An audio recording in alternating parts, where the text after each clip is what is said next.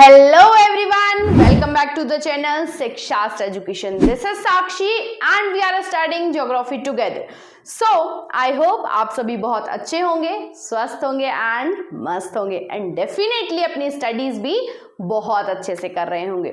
तो हम अपनी जर्नी में ज्योग्राफी चैप्टर 2 में 3 पार्ट्स ऑलरेडी कंप्लीट कर चुके हैं, जिसमें हमने हमारे कुछ इंपॉर्टेंट रिसोर्सेज को डिस्कस कर लिया है, जिसमें हमने लास्ट वीडियो में हमारे सबसे important resource that is water उसे डिस्कस किया था। तो चलिए अब मैं आपके लिए लेकर आई हूं हमारा last part of this chapter, जहां हम अपने चैप्टर को जल्दी से फिनिश कर लेंगे। तो चलिए शुरू करते हैं फटाफट। That is about the natural vegetation and wild life. और अगर आप मेरा वीडियो पहली बार देख रहे हैं तो जल्दी से चैनल को सब्सक्राइब कर लीजिए, और अगर आपको वीडियो बहुत अच्छा लगता है तो जल्दी से लाइक कर दीजिए। चलिए देखते हैं natural vegetation and wild life. Natural already हम जानते हैं, जो कि नेचर में ऑलरेडी प्रेजेंट है, that thing is called natural. Vegetation क्या होता है? वेजिटेशन मीन्स पर्टिकुलर प्लेस पे किस टाइप के प्लांट्स, ट्रीज, ये सारी चीजें जो होती हैं natural things that are called vegetation. Vegetation मतलब प्लांट्स एंड ट्रीज। और वाइल्ड लाइफ मीन्स होता है एनिमल्स। तो हम जहां भी जाएंगे, अर्थ के किसी भी पार्ट में जाएंगे, तो हमें क्या मिलती है? वेजिटेशन और वाइल्ड लाइफ। अगर आप वाटर बॉडीज में भी जाएंगे तो वहां पे भी क्या मिलेगी? Vegetation and wild life means plants and animals. Everywhere you can find these things in on the earth. So शुरू हम ऐसे करते हैं आपकी एनसीईआरटी बुक के according. Student visited an exhibition. मान लीजिए आप एक एग्जीबिशन में जाते हैं घूमने, और वहां आप बहुत सारी डिफरेंट थिंग्स देखते हैं। क्या देखते हैं? जैसे फॉर एग्जांपल आप देखते हैं अ bag made up of jute का बैग। सबने देखा होगा, आप सभी ने जूट से बना हुआ है। तो आज ऐसे आप जब एग्जीबिशन में जाते हैं तो आप ये सारी चीजें देखते हैं। क्या? जूट का बैग, बास्केट देखते हैं made up of bamboos, lamp देखते हैं lamp shade made up of wood, chairs देखते हैं वुडन चेयर्स और मेड अप ऑफ बैम्बू और कैनस। तो ये सारी चीजें देखते हैं। आप स्कार्फ भी देखते हैं जो कि सिल्क का बना हुआ है। तो जब आप इतनी सारी चीजें देखेंगे, और हमने अभी जस्ट नेचुरल रिसोर्सेज के बारे में पढ़ा हुआ है इस चैप्टर में, तो क्या सोचेंगे आप? क्या आएगा आपके माइंड में? What will you think now? अब क्या चल रहा है आपके दिमाग में जब मैंने ये सारे रिसोर्सेज बोले हैं? तो डेफिनेटली कहीं ना कहीं आपके मन में यही सवाल हो रहा होगा कि ये सारी चीजें जो हम यूज कर रहे हैं, ये कहाँ से बनी, कैसे बनी, कहाँ से आई? तो ये सारी ही चीजें जो आप यूज करते हैं अपनी डेली लाइफ में, सब कुछ कहाँ से आया है? नेचुरल रिसोर्सेज से ही आया है। हमारे नेचर में ऑलरेडी बहुत सारी चीजें प्रेजेंट हैं, जिनको ही हमने प्रोसेस करके बहुत डिफरेंट थिंग्स बनाई हैं। आगे देखते हैं इसके बारे में कि वो कौन कौन सी चीजें हैं जिससे ये सब चीज बनी हुई हैं। सबसे पहले बात करते हैं नेचुरल वेजिटेशन की। वेजिटेशन ऑलरेडी आप समझ चुके हैं, मींस प्लांट्स और ट्रीज, ये सारी चीजें क्या होती हैं? वेजिटेशन होती हैं। और वाइल्ड लाइफ मींस एनिमल्स। अब जहां प्लांट्स एंड ट्रीज होते हैं वहां living things means animals, birds, insects, ये सारी चीजें भी होती हैं। So the natural vegetation and wild life exist only in the narrow zone of contact between lithosphere, hydrosphere, atmosphere. 3 चीजें हमने देखी यहाँ पे, लिथोस्फीयर, हाइड्रोस्फीयर एंड एटमॉस्फेयर। देखिए यहाँ पे ये हमारी पूरी अर्थ है। अर्थ में 3 चीज प्रेजेंट है मेनली, हम देखते हैं। क्या क्या देखते हैं? देखिए सबसे पहले बात करते हैं लिथोस्फीयर की। हमने हमारे लास्ट चैप्टर में भी पढ़ा था, जो लैंड वाला पार्ट होता है, जहां पे लैंड होता है, ये जो माउंटेन्स, ये लैंड, जो प्लेन दिख रहे हैं, इस पार्ट को हम क्या बोलते हैं? लिथोस्फीयर बोलते हैं। अब इसके अलावा हमें एक पार्ट और दिख रहा है, कौन सा? वाटर वाला पार्ट, जहां पे क्या है? वाटर प्रेजेंट है। उस पार्ट को हम क्या बोलते हैं? हाइड्रोस्फीयर। हाइड्रो मतलब क्या होता है? वाटर, और स्फीयर हमारी अर्थ का शेप है, so that is hydrosphere. Atmosphere मतलब एयर, जहां पे क्या होती है? एयर। तो हम जहां रहते हैं उसके ऊपर वाली सरफेस में क्या है? एटमॉस्फेयर है। तो ये 3 चीजों के बीच में एक कांटेक्ट है, एक चीज कांटेक्ट है। क्या कनेक्टेड है? क्या चीज कनेक्टेड है? Living things. देखिए लिविंग थिंग्स कभी ना तो हमेशा वाटर में रहती हैं, ओनली वाटर में, ना ही हमेशा प्लांट्स लैंड पर रह सकती है, ना ही एयर के बिना, एटमॉस्फेयर के बिना रह सकती है। आपका एग्जांपल लेते हैं, हमारा एग्जांपल लेते हैं, मतलब जैसे फॉर एग्जांपल ह्यूमंस जो हैं, क्या वो अगर वाटर नहीं होगा तो क्या वाटर के बिना रह पाएंगे? बिल्कुल नहीं।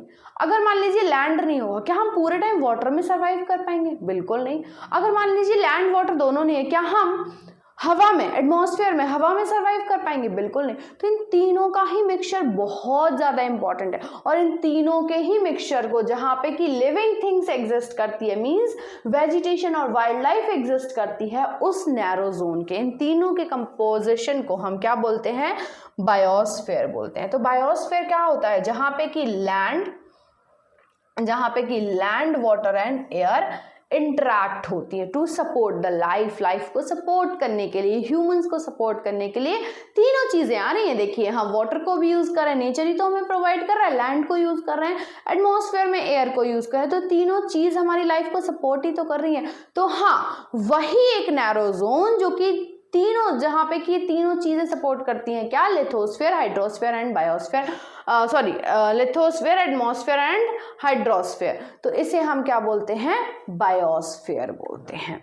आई होप आपको समझ में आया होगा बायोस्फीयर क्या होता है। So in the biosphere living things are interrelated and interdependent. तो बायोस्फीयर में जो भी लिविंग थिंग्स होती हैं, चाहे वो प्लांट्स हो, एनिमल्स हो या ह्यूमंस हो, हम कहीं ना कहीं, हम सारी लिविंग थिंग्स एक दूसरे से इंटरडिपेंडेंट ही तो हैं, इंटररिलेटेड तो हैं, एक दूसरे पर ही तो डिपेंड है। प्लांट्स हम पर डिपेंड है फॉर द कार्बन डाइऑक्साइड, हम प्लांट्स पर डिपेंड है for the oxygen, animals also depend on the plants and we also depend on the plants for fruit और डिफरेंट फूड ग्रेन्स। हम सब चीज के लिए किस पर डिपेंड है? कहीं ना कहीं अल्टीमेटली प्लांट्स और एनिमल पे ही तो डिपेंडेंट है। तो वही बायोस्फीयर में सारी लिविंग थिंग्स क्या होती हैं? एक दूसरे से इंटर रिलेटेड होती हैं एंड इंटरडिपेंडेंट होती हैं। So this life supporting system is known as ecosystem. तो इकोसिस्टम क्या हुआ? जहां पे लिविंग थिंग्स नेचुरल थिंग्स को यूज करके, जैसे लिथोस्फीयर, हाइड्रोस्फीयर और एटमॉस्फेयर को यूज करके एक दूसरे को सपोर्ट कर रही हैं, उस सिस्टम को हम क्या बोलते हैं? इकोसिस्टम। आई थिंक आपको बहुत अच्छे से समझ में आया है, हमने लास्ट चैप्टर में भी इसको ऑलरेडी पढ़ चुके हैं। आगे देखते हैं इसी में। यस, सो अब सबसे पहले हम वेजिटेशन की बात करते हैं। वेजिटेशन मतलब, वेजिटेशन मीन्स प्लांट्स। तो पहले प्लांट्स की बात करते हैं। क्या होते हैं प्लांट्स? देखिए, vegetation and wild life are valuable resource. अब हमने इतने सारे रिसोर्सेज देखे, कौन कौन से? Land, soil, water. उसके अलावा जो ये जो वाइल्ड लाइफ है और वेजिटेशन है, these are also very important resource, क्योंकि अल्टीमेटली हम अपने कंजप्शन के लिए, हम अपनी डेली लाइफ के लिए जो चीज़ें यूज़ कर रहे हैं, जैसे आप एक सिंगल पेन भी यूज़ कर रहे हैं, आप अपनी कॉपी में लिख रहे हैं, पेपर यूज़ कर रहे हैं, आप बैठने के लिए चेयर यूज़ कर रहे हैं, बेंचेस यूज़ कर रहे हैं, ये सब सारी ही चीज हमें कहां से मिली है? इन्हीं नेचुरल रिसोर्सेज से मिली है। So vegetation and wild life are valuable resource. Plants हमें क्या प्रोवाइड करते हैं? Provide us timber. आप अपने घर में जो फर्नीचर यूज करते हैं, वुडन फर्नीचर, वो कहाँ से आता है? यही टिम्बर से ही तो आता है। Timber is use to make the furniture, give shelter to animal. ये जो फॉरेस्ट होते हैं, वेजिटेशन होती है, ये एनिमल्स को शेल्टर प्रोवाइड करती है। प्रोड्यूस ऑक्सीजन, जो हमारे सबसे ज़्यादा इंपॉर्टेंट है हमारी ब्रीथिंग के लिए, दैट इज ऑक्सीजन। वो भी हमें कहाँ से मिलता है? वेजिटेशन से, मीन्स प्लांट से मिलता है। Protect soil. अब हमें पता है, जब हम प्लांट ग्रो करते हैं उसमें रूट्स होती हैं, और वो रूट्स क्या करती हैं? सॉइल को होल्ड करके रखती हैं, लॉन्ग टाइम तक होल्ड करके रखती हैं, सो वो सॉइल को इरेज नहीं होने देती हैं। तो it also protect the soil. तो इतने सारे यूजेस हैं वेजिटेशन के। देखते हैं, growing crops act as a shelter belt, help in storage of underground water को भी स्टोर करके रखती हैं। जो रूट्स होती है ना केवल सॉइल को होल्ड करती है बल्कि वाटर को भी एब्जॉर्ब करके रखती हैं। तो देखिए कैसे ये वेजिटेशन है हमारी लाइफ को इजी बनाने में हमारी हेल्प कर रही है। It gives us fruit, nuts, latex, turpentine oil, gum, medicinal plants and also the paper that is so essential for your studies. आपकी स्टडीज के लिए आप इतना पढ़ाई कर रहे हैं, पेपर के थ्रू ही तो कर रहे हैं, that also we are getting from these vegetation. इतनी वैरायटी की जो वेजिटेशन, इतनी वैरायटी के जो प्लांट्स अवेलेबल होते हैं, उनसे ही हमें सारी चीजें मिल रही हैं। सो there are innumerable uses of plants and you can add some more. यहाँ पे बहुत अनलिमिटेड यूजेस हैं, आप और भी यूजेस ऐड कर सकते हैं अपनी डेली लाइफ में. देखिए आप क्या करते हैं, सुबह से शाम तक कौन कौन से काम करते हैं, उनमें कौन कौन सी चीजें यूज आती हैं. तो लिस्ट बनाइए उनकी और देखिए कि कहाँ से कौन सी चीज ओरिजिनेट हुई है, हमने किस टाइप के वेजिटेशन से, किस टाइप के प्लांट या ट्रीज से ये चीज बनी है, ये रिसोर्स बना है. आगे देखते हैं इसी में. अब हमने वेजिटेशन की बात करी, अब वाइल्ड लाइफ की जब बात करेंगे तो वाइल्ड लाइफ क्या होता है, animals, birds, insects as well as the aquatic life forms. Aquatic means water bodies में जो लाइफ प्रेजेंट होती है, that also everything is included in wild life. अब ये वाइल्ड लाइफ हमें कैसे हेल्प करती है, it provide us the milk. हमें मिल्क जो कंज्यूम करते हैं वो कहाँ से मिल रहा है, एनिमल्स से, मीन्स वाइल्ड लाइफ से मिल रहा है. मीट हमें मिल रहा है, हाइड्स और wools, everything we are getting from the animals like this. Insects like bees जो हमें हनी बीज हमें क्या प्रोवाइड करती है, हनी. तो देखिए कितनी हेल्प कर रही है हमको, एक बहुत अच्छा टेस्टी फूड, एक टेस्टी थिंग प्रोवाइड कर रही है for the consumption. Honey that is very tasty, वो कहाँ से मिल रहा है हमें, बीज से. तो इन this way bees are helping us in providing food items, help in pollination. देखिए कोई भी फ्रूट जब बनता है तो उसके पहले क्या बनता है, फ्लावर बनता है. फ्लावर से फ्रूट वो तभी बनता है जब उसमें क्या होता है, पॉलिनेशन होता है. ये डेफिनेटली आपने साइंस में पढ़ा होगा. तो पॉलिनेशन भी किसके थ्रू होता है, कहीं ना कहीं इंसेक्ट्स के थ्रू भी होता है, विंड के थ्रू भी होता है, लेकिन insects also help in pollination, have important role play as decomposers. अब देखिए हम इतना सारा वेस्ट निकालते हैं, बहुत सारा वेस्ट हम भी निकालते हैं और नेचर भी निकालता है. नेचर से भी नेचुरल वेस्ट भी होता है.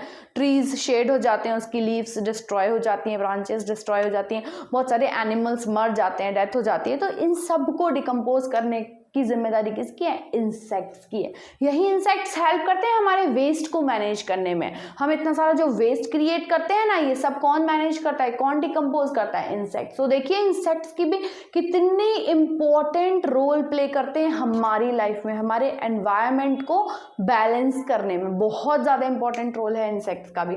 उसके अलावा बर्ड्स की बात करते हैं. Birds feed on insects and act as decomposer as well. Birds भी किसको फीड करती हैं, इंसेक्ट्स को, and they also act as a decomposer. बहुत सी बर्ड्स ऐसी होती हैं जो वेस्ट को, मतलब जो इंसेक्ट्स मर जाते हैं जो कि डिकम्पोज करते हैं, उन इंसेक्ट्स को they use to eat. So in this way they help in decomposing the things. Vulture, I think देखा होगा आपने वल्चर, बहुत कम अमाउंट में, मतलब बहुत कम स्पीशीज बची हैं अब वल्चर की, बहुत एक्सटिंक्ट होने वाला है ऐसा माना जाता है. And it is the best biggest decomposer of our environment, do you know. So vulture due to its ability to feed on dead livestock, जो एनिमल्स मर जाते हैं ना, डेड हो जाते हैं, उन डेड एनिमल्स को कंज्यूम कर लेता है वल्चर. तो देखिए कितनी बड़ी पावर है उसके पास. इतनी सारा जो वेस्ट मटेरियल हम निकालते हैं, हम इतने सारे वेस्ट मटेरियल्स जो होते हैं उनको डिकम्पोज करने की पावर किसके पास है, वल्चर के. और हमारी ह्यूमन एक्टिविटीज के कारण क्या हो रहा है, धीरे धीरे ये एक्सटेंट होते जा रहा है. So it is called the scavengers. Scavengers I think आप जानते होंगे, स्कैवेंजर्स वो होते हैं जो डेड प्लांट्स या डेड एनिमल्स को खाते हैं, डेड एनिमल्स को कंज्यूम करते हैं. देखिए हमने 3 चीज पढ़ी थी, कार्निवोरस, ओमनिवोरस और हार्बिवोरस, और स्कैवेंजर्स 4th टाइप का होता है स्कैवेंजर्स, जो कि एनिमल्स को तो खाता है, लेकिन कौन से एनिमल्स को, डेड एनिमल्स को. सो उनमें से एक वल्चर है और considered a vital cleaner of the environment. उसको एनवायरमेंट का क्लीनर भी कहा जाता है क्योंकि वो डेड एनिमल्स को कंज्यूम कर लेता है. सो एनिमल्स या तो वो बिग हो या स्मॉल हो, they all are integral part to maintain balance in ecosystem. Everything, चाहे वो छोटे से छोटा इंसेक्ट हो या बड़े से बड़ा एनिमल हो, everyone is contributing in balancing the ecosystem. ये जो हमारा इकोसिस्टम है इसको बैलेंस करने में सारे ही वेजिटेशन और सारी ही वाइल्ड लाइफ हेल्प करती है. आगे देखते हैं इसी में.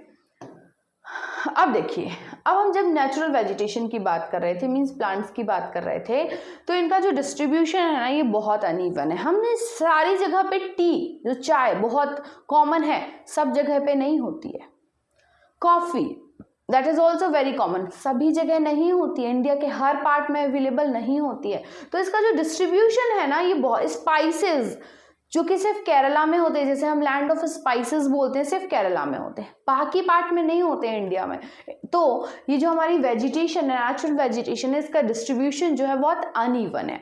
So the growth of vegetation depends primarily on temperature and moisture. अब कहाँ पे, किस प्लेस पे, किस टाइप के वेजिटेशन ग्रो होगी, ये किस चीज पर डिपेंड करता है, वहां के क्लाइमेट और वहां के मॉइस्चर पे। जहां ज्यादा वाटर प्रेजेंट होगा, ज्यादा वाटर अवेलेबिलिटी होगी, वहां पे ज्यादा better things, better vegetation available होगी।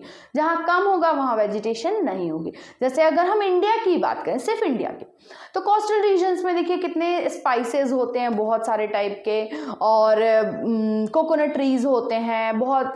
जो साउथ इंडिया है वो it is rich in spices. वहीं अगर हम डेजर्ट रीजन की बात करें, वाटर अवेलेबिलिटी नहीं होती है, तो कोई भी किसी भी टाइप की वेजिटेशन वहां पे प्रेजेंट नहीं होती है, और जो वेजिटेशन प्रेजेंट होती है that is of no use, invasive होते हैं वो प्लांट्स, किसी यूज के नहीं होते हैं। So the major vegetation type, अब ये जो वेजिटेशन है ये कहाँ पे, किस रीजन में, किस टाइप के प्रेजेंट होते हैं, उसको हमने 4 टाइप्स में कैटेगराइज कर दिया है, उसकी ग्रुपिंग कर दिया है अलग अलग। First thing is forest. तो फॉरेस्ट मतलब जहाँ पे rich variety of plants and trees are available, उसे हम फॉरेस्ट बोलते हैं, जो हमारे आसपास हम जनरली देख लेते हैं। सेकेंड है ग्रासलैंड, जहाँ पे as compare to this region थोड़ा कम वाटर अवेलेबल होता है। वहां पे क्या होते हैं, वहां पे जो लैंड होता है वहां पे जो वेजिटेशन होती है वो ग्रासलैंड्स होते हैं, डिफरेंट टाइप की ग्रास प्रेजेंट होती है, और वो हमेशा नहीं होती, it is not for through out the year, it is mainly seasonal. Scrubs and tundra region, scrubs means कांटे वाले, थ्रोनी ट्रीज, ऐसी बहुत सारी प्लेसेस जहाँ पे सिर्फ और सिर्फ thorny trees, thorny plants present होते हैं, जैसे डेजर्ट की बात करें तो वहाँ पे। और टुंड्रा रीजन वहाँ होता है जो कि कोल्ड क्लाइमेट, कोल्ड रीजन भी होता है, जैसे माउंटेन्स, वहाँ पे हमने देखे कि डिफरेंट टाइप के ही वेजिटेशन प्रेजेंट होती है। तो उन्हीं आइए एक एक वेजिटेशन को हम डिटेल में यहाँ पे देखते हैं। सबसे पहले in many areas heavy rainfall, अब ऐसे एरिया जहाँ पे बहुत ज्यादा रेनफॉल होती है, जैसे इंडिया के कोस्टल एरियाज में, साउथ इंडिया में बहुत सारे हमें डेंस फॉरेस्ट देखने को मिल जाएंगे। तो वो क्यों, वहां पे क्या होते हैं, huge trees may thrive, the forest are thus associated with these areas having abundant water supply. तो ऐसे एरियाज में जहां पे वाटर सप्लाई क्या होता है, बहुत ज्यादा होता है, अबंडेंट होता है, वहां पे किस टाइप की वेजिटेशन होती है, फॉरेस्ट मिलते हैं हमें, फॉरेस्ट पाए जाते हैं। As the amount of moisture decrease, अब जैसे जैसे ये मॉइस्चर, वाटर सप्लाई जो है, वाटर का अमाउंट जो है वो कम होते जाता है, so the size of trees and their density reduce. तो जो ट्रीज होते हैं, प्लांट्स होते हैं, उनके साइज क्या होते जाते हैं, रिड्यूस होते जाते हैं, और उनकी डेंसिटी मींस पर्टिकुलर एरिया में number of trees available, number of plants कितने अवेलेबल हैं, वो भी as compare to the forest कम होते जाते हैं, और उसे हम क्या बोलते हैं, देखते हैं आगे, उसे हम बोलते हैं grasslands. So short stunt trees and grasses grow in the region of moderate rainfall forming the grasslands of the world. तो इसमें कहाँ क्या प्रेजेंट होता है, ग्रासलैंड्स। तो ग्रासलैंड्स कहाँ बनते हैं, जहां पे as compare to forest less water available होता है, मॉइस्चर डिक्रीज होते जाता है, तो वहां पे ग्रासलैंड्स प्रेजेंट होते हैं, ग्रासलैंड्स फॉर्म हो जाते हैं। Thorny shrubs and scrubs grow in dry regions of low rainfall. अब ऐसे भी बहुत सारी प्लेसेस होती हैं, एरियाज होती हैं वर्ल्ड में जहां पे रेनफॉल नहीं होती है, बहुत ही कम होती है, ना के बराबर होती है। ऐसी प्लेसेस पे किस टाइप की वेजिटेशन प्रेजेंट होती है, generally thorny shrubs and scrubs means कांटे वाले, थ्रोन्स वाले ट्रीज प्रेजेंट होती है, क्योंकि वो थ्रोन्स में वाटर को लॉन्ग टाइम तक स्टोर करके रखते हैं और उसको धीरे धीरे कंज्यूम करते हैं फॉर देयर सर्वाइवल। आगे देखते हैं, इन सच एरियाज प्लांट हैव, और अब जहाँ पे थ्रोनी ट्रीज होते हैं, जहाँ पे वाटर अवेलेबिलिटी कम होती है, वहाँ पे उन प्लांट्स के जो रूट होते हैं बहुत डीप होते हैं, लीव्स में थ्रोन्स होते हैं, लीव्स में भी कांटे होते हैं छोटे छोटे, एंड वैक्सी सरफेस होती है जो कि reduce loss of moisture through transpiration. देखिए हमारे एटमॉस्फेयर में एक प्रोसेस होती है जिसे हम ट्रांसपिरेशन बोलते हैं, मतलब प्लांट्स और ट्रीज में जो वाटर प्रेजेंट होता है वो भी सन की हीट के कारण क्या होता है, इवेपोरेट हो जाता है, एटमॉस्फेयर में मिक्स हो जाता है, जिसे कि हम ट्रांसपिरेशन बोलते हैं। तो वो ट्रांसपिरेशन ना हो इस वजह से बहुत से ट्रीज में, थ्रोनी ट्रीज जो होते हैं, इस एरिया के जो ट्रीज होते हैं उनमें क्या होते हैं, थ्रोन्स होते हैं, विच protect the water, which protect the moisture, which remains the moisture of that particular plant, store it. Tundra region means cold polar region, comprises of, यहाँ पे भी किस टाइप की वेजिटेशन प्रेजेंट होती है, मोसेस एंड लिचेंस। तो इस टाइप की वेजिटेशन कहाँ पे प्रेजेंट होती है, टुंड्रा रीजन में, मतलब कोल्ड रीजन्स में, जहाँ पे बहुत ज्यादा एक्सट्रीम कोल्ड प्रेजेंट होती है। तो हमने 4 टाइप की वेजिटेशन देखी, मेनली फॉरेस्ट देखे, ग्रासलैंड्स देखे, थ्रोनी शॉप्स देखे और टुंड्रा रीजन देखा। आगे देखते हैं अब हम अपनी। So today there are many more people in the world than there were 2 centuries back। अगर हम 2 सेंचुरी पहले की बात करें, 2 सेंचुरीज पहले अगर हम फ्लैशबैक में चले जाएं, तो अब के कंपैरिजन में और अब के कंपैरिजन में तब बहुत कम पॉपुलेशन थी, आज के टाइम से बहुत ही कम पॉपुलेशन थी। सो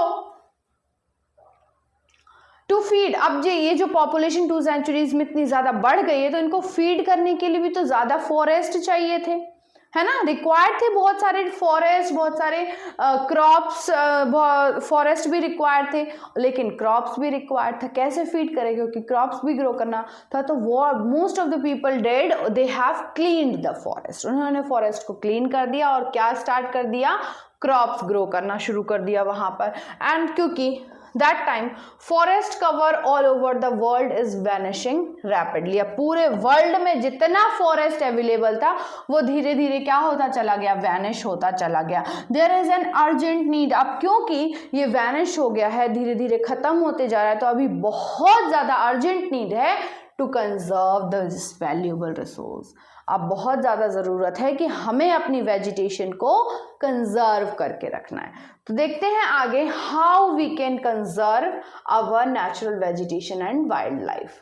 देखिए, फॉरेस्ट को हम क्या मानते हैं, फॉरेस्ट इज अवर वेल्थ, क्योंकि most of the natural resources, most of the resources which we are using, we are getting from the forest. हम अगर खाने की बात करें, हम अपनी डेली यूजेस, हम फर्नीचर की बात करें, हम क्लोथ्स की बात करें, व्हाटएवर, आप पढ़ने के लिए कॉपी पेन यूज कर रहे हैं, वो भी हमें कहाँ से मिल रहे हैं, अल्टीमेटली फॉरेस्ट से ही मिल रहे हैं और हमारी नेचुरल वेजिटेशन से ही मिल रहे हैं।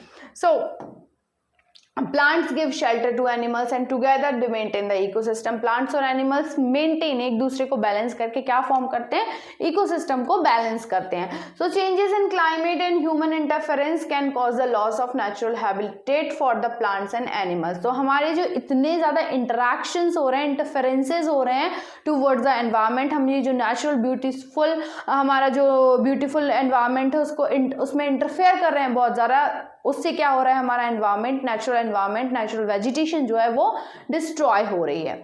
So many species have become vulnerable और एंडेंजर्ड। तो इससे क्या प्रॉब्लम हो रही है, इससे खतरा है आज के आने वाली जो हमारी वेजिटेशन है और जो वाइल्ड लाइफ है उसको बहुत ज़्यादा खतरा है, वो इंडेंजर्ड है, खतरे में है। एंड कुछ तो ऐसे हैं कि दे मे गेट एक्सटेंट, कुछ टाइम में एक्सटेंट हो सकती हैं just because of the human activity. तो यहाँ बहुत ज़्यादा इंपॉर्टेंट है कि हम उसे कंजर्व करें, हम उसे सेव करें। अब हम कैसे, कौन कौन सी वो हमारी एक्टिविटीज़ हैं जिसके कारण ये जो वेजिटेशन है और वाइल्ड लाइफ है वो एक्सटेंट हो रही है। देखते हैं डिफॉरेस्टेशन, हम क्या कर रहे हैं, deforestation means cutting down of trees को रेगुलरली कट कर रहे हैं, either for growing crops, either for making buildings, either for making roads, bridges, factories, ये सब बनाने के लिए हम क्या कर रहे हैं, डिफॉरेस्टेशन कर रहे हैं। सॉइल इरोजन, अब जब डिफॉरेस्टेशन हो जाएगा, ट्रीज नहीं रहेंगे, जो ट्रीज क्या करते थे, सॉइल को होल्ड करने में हेल्प करते थे, अब वही नहीं रहेंगे तो हमारी जो अपर लेयर है सॉइल वो क्या हो जाएगी, इरेज हो जाएगी। Constructional activities, day by day, every day, जैसे ही हम ग्रोथ और डेवलपमेंट की बात करते हैं तो हमेशा क्या बात करते हैं, रोड्स की, ब्रिजेस की, फैक्ट्रीज की, इंडस्ट्रीज की बात करते हैं, एनवायरनमेंट की बात कोई नहीं करता है। तो ये सारी कंस्ट्रक्शन एक्टिविटीज जो है वो कहीं ना कहीं हमारे एनवायरनमेंट को क्या कर रही हैं, डिस्ट्रॉय कर रही हैं। और फॉरेस्ट फायर्स, ये तो एक नेचुरल कैलामिटीज है, नेचुरल एक्टिविटी है जिसके कारण भी हमारा एनवायरनमेंट डिस्ट्रॉय हो सकता है। तो कुछ ह्यूमन एक्टिविटीज है, ह्यूमन एक्टिविटीज जैसे deforestation, soil erosion, constructional activities. कुछ नेचुरल एक्टिविटीज भी हैं जैसे forest fire, tsunami, these are the natural calamities. Landslides, अभी हमने देखा है न्यूज में बहुत चल रहा है, लैंडस्लाइड्स हो रही है केदारनाथ साइड में। तो ये सारी एक्टिविटीज है जिसके कारण हमारा नेचुरल एनवायरनमेंट क्या हो रहा है, डिस्ट्रॉय हो रहा है। वाइल्ड लाइफ, वेजिटेशन जो है वो डिस्ट्रॉय हो रही है। So are some of the human and natural factors which accelerate the process of extension of these resources. तो ये वही सारी एक्टिविटीज है जिसके कारण फ्यूचर में और आने वाले टाइम में और आज के टाइम में भी बहुत सारे हमारे नेचुरल रिसोर्सेज क्या हो जाएंगे, एक्सटेंट हो जाएंगे और होने वाले हैं। So one of the major concern is poaching. अब ये पोचिंग क्या है? Poaching means illegal killing. Illegal killing हमने बहुत सारी न्यूज में देखा है कि illegally someone have killed the tiger, tigers को मार दिया, लायन को मार दिया, बहुत सारे एनिमल्स जैसे एलिफेंट्स के टीथ निकाल दिए फॉर शोकेसिंग, और राइनोसॉर उसका वन हॉर्न वाला होता है उसका हॉर्न निकाल दिया। तो ऐसी बहुत सारी इलीगल किलिंग हो रही है एनिमल्स की, दैट शुड बी स्टॉप्ड। उसे क्या होना चाहिए? स्टॉप होना चाहिए। तो सबसे बड़ा मेजर कंसर्न क्या है आज के टाइम में? पोचिंग। पोचिंग मीन्स होता है इलीगल किलिंग, और पोचिंग से क्या हो रहा है? पोचिंग मीन्स होता है illegal killing, illegal killing. So, ये पोचिंग है which result in a sharp decline of number of particular species. हम देख रहे हैं आज के टाइम पे बहुत कम टाइगर्स, बहुत कम लाइन प्रेजेंट है। क्यों? क्योंकि उनकी इलीगल किलिंग हो रही है। उनकी स्किन को यूज किया जा रहा है डिफरेंट टाइप के क्लोथ्स बनाने में, बहुत सारी यूजेस में। So the animals are poached for collection and illegal trade, और उसके अलावा ट्रेड भी हो रहा है। हम एक कंट्री से दूसरे कंट्री उसको for the shake of money, हम अपने बेनिफिट के लिए ट्रेड कर देते हैं उनका। सो जिससे क्या, उनके hides, skin, nails, teeth, horns as well as feathers, इन सबको यूज कर लेते हैं बहुत। जैसे पिकॉक के feathers, they are most beautiful feathers, we use that for making decorative items. तो ये सारे यूजेस हैं, ये सारी चीजें हैं जिससे कि एनिमल पोचिंग हो रही है। सम ऑफ दीज एनिमल्स, अब कौन कौन से वो एनिमल्स हैं? जैसे टाइगर है, लॉयन है, एलिफेंट है, डियर, ब्लैक बक बहुत रेयर एनिमल है, डेजर्ट एरिया में मिलता है हमें, उसकी भी पोचिंग हो रही है। क्रोकोडाइल स्किन, गन्स से बचने के लिए यूजुअली क्रोकोडाइल या टोटॉइज या टर्टल स्किन यूज की जाती है। राइनासोर्स का हॉर्न निकाल लिया जाता है। स्नो लेपर्ड्स, ऑस्ट्रिच बहुत कम बचे हुए हैं हमारे एटमॉस्फेयर में, एनवायरमेंट में। पिकॉक, ये सारे एनिमल्स की बहुत ज़्यादा पोचिंग हो रही है which result in damaging and balancing the environment, क्योंकि अल्टीमेटली सारे ही एनिमल्स हमारे एनवायरमेंट को, हमारे नेचुरल वेजिटेशन को बैलेंस करने में, हमारे इकोसिस्टम को बैलेंस करने में हेल्प कर रहे थे। So these can be conserved. अब हमें इनको बहुत ज़्यादा अर्जेंट नीड है, that we need to conserve it. So these can be conserve by increasing. आप कैसे कंजर्व कर सकते हैं? By increasing the awareness. चलिए मान लीजिए हम बहुत ज़्यादा इंटीरियर विलेज में जाते हैं, वहाँ पे लोगों को पता ही नहीं है कि टाइगर से क्योंकि उन्हें तो डर लग रहा है। So what they will do? They will kill that tiger. वो उसे मार देंगे फॉर टू सेव देमसेल्फ। अब अगर उनके पास नॉलेज ही नहीं है, अवेयरनेस ही नहीं है कि टाइगर को किलिंग करना पहली चीज तो इलीगल भी है, और इसको किल करने से हम अपने एनवायरनमेंट को क्या कर रहे हैं? अनबैलेंस कर रहे हैं। तो जब तक उनके पास अवेयरनेस नहीं होगी, they will not stop it. So awareness spread करने के लिए some national park, wild life sanctuaries, biosphere reserves are made to protect our natural vegetation. हमने उनके लिए उनका एरिया अलग ही बना दिया है जिससे कि वो नॉर्मल ह्यूमन लाइफ में ना, हमारी सिटीज़ में, नॉर्मल सिटीज़ में ना आए, वो उनकी वेजिटेशन में रहे, उनके एटमॉस्फेयर में रहे। उनका जो नेचुरल वेजिटेशन है वैसा natural vegetation we try to provide through the national park, through the wild life sanctuaries, biosphere reserves, ये हमने कुछ बनाए हैं तो जिससे कि नेचुरल वेजिटेशन वहीं पर रहे। सो इस टाइप की कुछ processes we have done, things we have made to conserve the natural vegetation. Conservation of creeks, lakes and wetlands. अब ये लेक्स, वेटलैंड्स, ये सब जो हैं इनको कंजर्व करना भी बहुत ज़रूरी है। तो इसके लिए भी we have is necessary to save the precious resource from the depletion. अब देखिए वाटर, जैसे लेक्स हैं, इसमें भी वाटर कलेक्ट हो जाता है, that is very important for these animals consume करने के लिए। तो इनको भी सेव करने के लिए हमने जैसा natural vegetation they require, that type of natural vegetation we have provided through the national parks, wild life sanctuaries and biosphere reserves.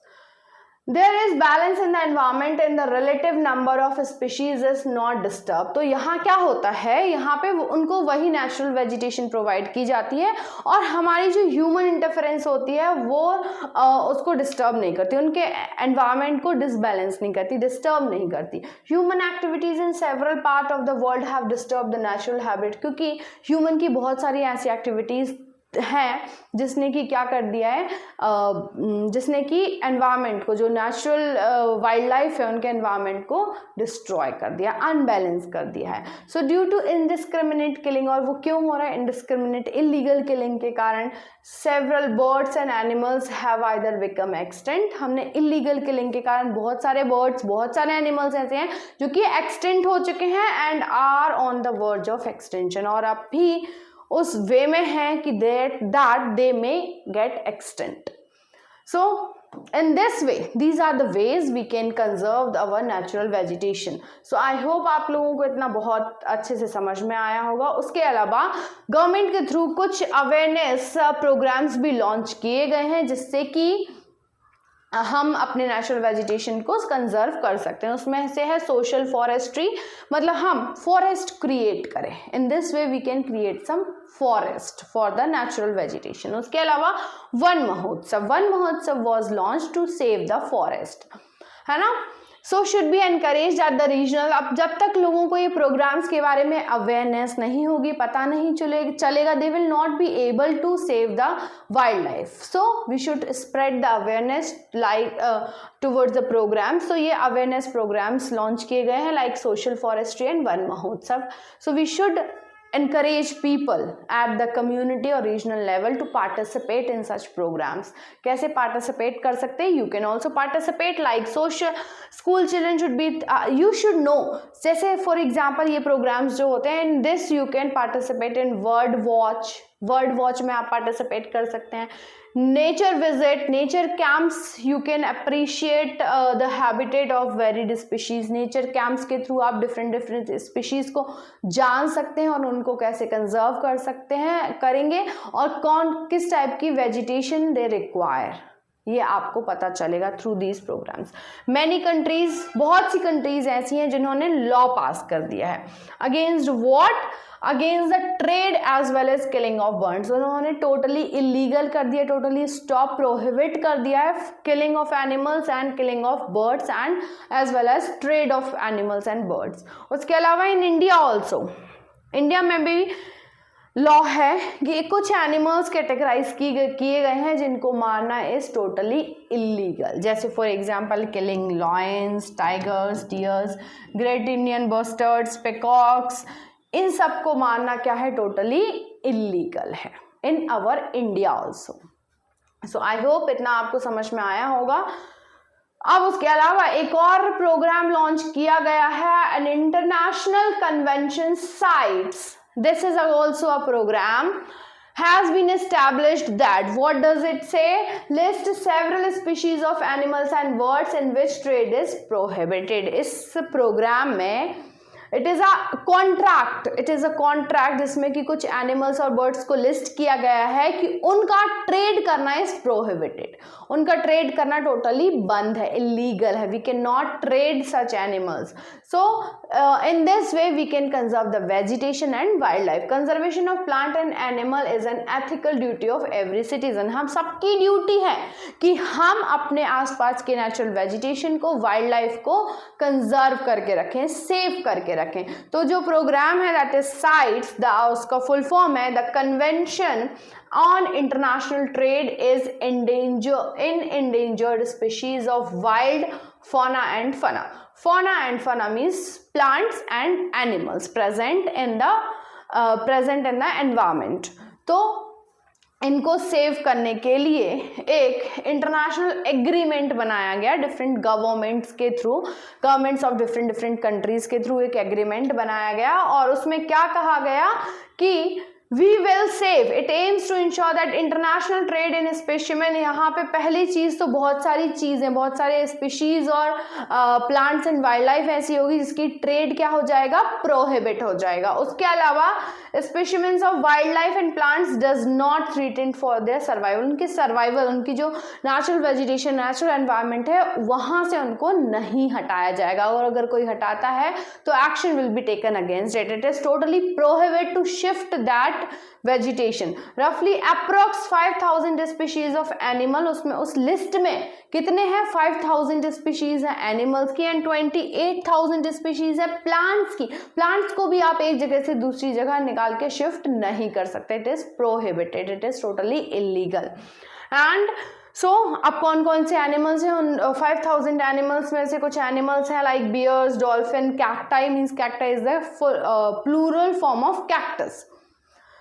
Corals, orchids, aloes are some examples. ये कुछ एग्जाम्पल, ये कुछ स्पीशीज हैं of plants and animals which are totally prohibited to trade and to shift in another vegetation. So I hope आपको बहुत अच्छे से ये टॉपिक समझ में आया है और आपके सारे डाउट्स हो चुके हैं क्लियर। तो हम मिलेंगे हमारे अगले चैप्टर में। इस चैप्टर में हमने सारे रिसोर्सेज को कवर कर लिया है, that is land, soil, water और हमारा natural vegetation and wild life. ये सारे हमारे लिए कितने इंपॉर्टेंट है और हमारे लिए कितना इंपॉर्टेंट है कि हम इनको कंजर्व करके रखें। तो हम मिलेंगे हमारे अगले चैप्टर के वीडियो में, तब तक बने रहिए मेरे साथ शिक्षाशास्त्र एजुकेशन में। और अगर आपको इस चैप्टर से रिलेटेड कोई भी डाउट है, आप मेरे प्रीवियस वीडियोस अगर देखना चाहते हैं तो आपके सामने एक प्लेलिस्ट है जिसमें आप सारे video sequence wise with full detail explanation you can see in Shikshashastra education YouTube channel. तो मिलते हैं अगले वीडियो में। थैंक यू, बहुत बहुत धन्यवाद आप सभी का। और अगर आपको मेरा वीडियो बहुत अच्छा लगा है तो जल्दी से लाइक कर दीजिए, और अगर अभी तक आपने मेरा चैनल सब्सक्राइब नहीं किया है तो जल्दी से सब्सक्राइब कर लीजिए शिक्षाशास्त्र education. Thank you everyone, thank you once again. मिलते हैं अगले वीडियो में।